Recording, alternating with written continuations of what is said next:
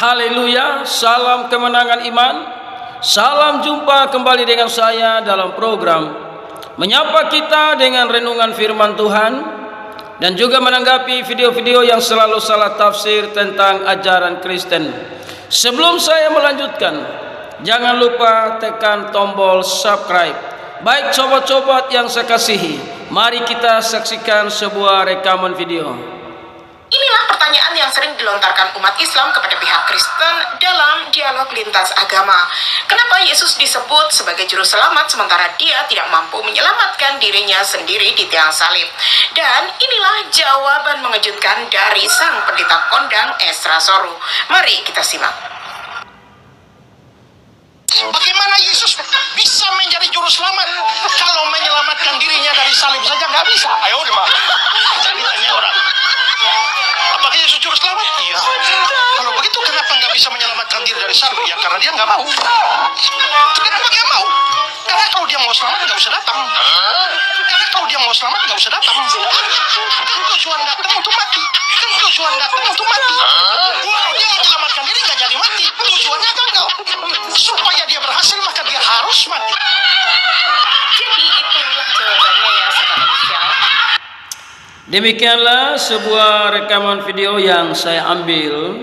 Bagaimana ibu muslim ini selalu dia membuat video.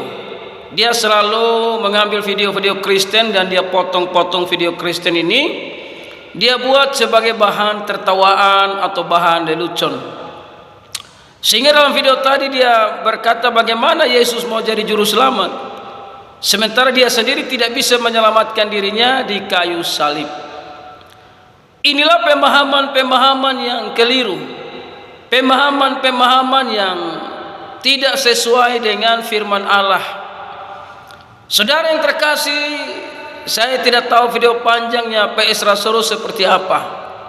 Namun apa yang disampaikan Pak Esra Soru sudah sungguh jelas terbukti bahwa memang Yesus datang itu sebagai juru selamat, dan untuk menjadi penebusan bagi banyak orang maka dia harus mati di atas kayu salib. Namun dalam kematian itu saudara, dia akan bangkit pada hari yang ketiga sesuai dengan perkataannya, dan semua yang diucapkan Yesus itu sungguh terbukti, dan dia naik ke sorga menyiapkan tempat di sorga bagi orang-orang yang percaya kepadanya. Itulah juru selamat yang benar. Yohanes 4, bagaimana Tuhan bercakap dengan perempuan Samaria, dan akhirnya perempuan Samaria itu percaya. Di ayat 39 dari Yohanes 4, dan banyak orang Samaria dari kota itu telah menjadi percaya kepadanya karena perkataan perempuan itu yang bersaksi. Ia mengatakan kepadaku segala sesuatu yang telah kuperbuat. Jadi dia mengakui Yesus sebagai Tuhan dan Juru Selamat. Ayat 40, ketika orang Samaria itu sampai kepada Yesus, mereka meminta kepadanya supaya tinggal pada mereka, dan ia pun tinggal di situ 2 hari lamanya. Dan di ayat yang ke 41, dan lebih banyak lagi orang yang menjadi percaya kepada perkataannya. Tadi perempuan Samaria itu bersaksi dan banyak orang percaya, dan sekarang mereka datang dan saksikan sendiri apa yang dikatakan oleh Yesus Kristus. Di ayat 42, dan mereka berkata kepada perempuan itu, kami percaya tetapi bukan lagi karena apa yang kau katakan, sebab kami sendiri telah mendengar dia, dan kami tahu bahwa dialah benar-benar juru selamat dunia. Jadi orang-orang yang ada pada waktu itu sebagai saksi hidup, mereka percaya apa yang dikatakan oleh Yesus Kristus, dan mereka percaya bahwa Yesus Kristus adalah juru selamat dunia. Ya, kalau ibu yang buat video ini kan dia ada di abad berapa? Yesus ada di abad yang berapa? Ya, kalau dia tidak percaya dan dia membuat satu video untuk jadi bahan tertawaan, bahan olokan, itu wajar-wajar saja. Namun saudara harus tahu, Yesus Kristus adalah juru selamat dunia. Sampai kapanpun dia tetap juru selamat dunia. Orang-orang mau bantah silakan, orang-orang tidak mau percaya silakan, orang-orang mau tertawa dan mengolok dia silakan, orang-orang mau menghina dia silakan. Namun saudara harus tahu, tidak ada juru selamat yang lain selain dia bernama Yesus Kristus Tuhan. Saudara, kalau saudara tidak percaya kepada dia, maka saudara pasti binasa untuk selama-lamanya.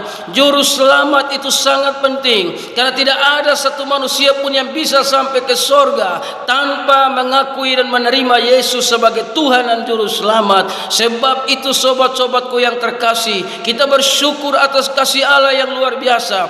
Tidak ada orang mau menyerahkan nyawanya bagi sahabat-sahabatnya, tapi kasih Allah yang benar adalah menyerahkan Yesus ke dalam dunia ini untuk menebus manusia dari dosa. Makanya setiap orang yang percaya kepadanya, mereka menerima anugerah keselamatan. Dialah satu-satunya juru selamat dunia. Tidak ada juru selamat yang lain. Apapun yang diusahakan oleh manusia dengan perbuatan baik, dengan taat kepada agamanya, atau melakukan hukum-hukum yang ada, tanpa dia menerima anugerah keselamatan, maka susah payahnya atau usahanya itu akan sia-sia. Karena pengorbanan Yesus Kristus adalah kasih karunia Allah yang Allah berikan kepada manusia, agar setiap orang yang percaya kepada Yesus tidak binasa, melainkan beroleh hidup yang kekal. Haleluya.